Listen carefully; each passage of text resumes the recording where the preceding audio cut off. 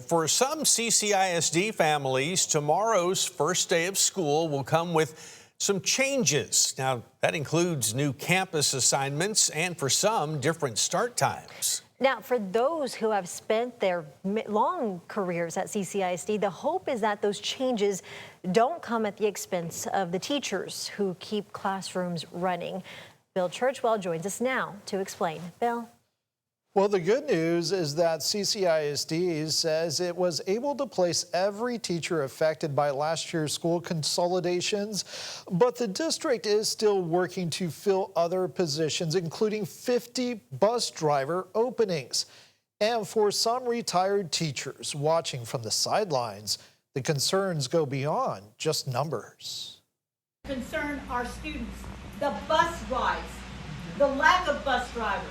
Nothing gets these retirees fired up more than talking about the challenges coming with the new school year. You have to take care of yourself and your children and your job. Alma Cochran retired after 22 years in the classroom. And the tipping point was, for a lot of teachers, were the behavior of the students in the classroom. She says educators continue to adjust this year. That includes moving to new campuses after 7 schools were closed. During a panel discussion with 3 News, CCISD Superintendent Dr. Roland Hernandez addressed the shift, explaining vacancies and retirements allow new spots for existing teachers. At first, when you're doing that kind of closure, you wonder, are you going to have too many extras? But because of the teacher shortage and administrator shortage, through retention and people retiring, people moving on, it did open up positions enough for us to get everybody placed.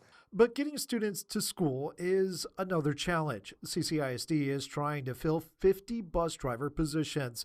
That's why some schools' start and end times changed this year. We're always going to need more. That's just a challenge across the state, but we are in a good position. Any students that are going to be moved to different schools that would need the transportation, they have the transportation. Nancy Vetta, president of the American Federation of Teachers, says staffing is also about more than having a body in the classroom. Unfortunately, this doesn't have to be the case here.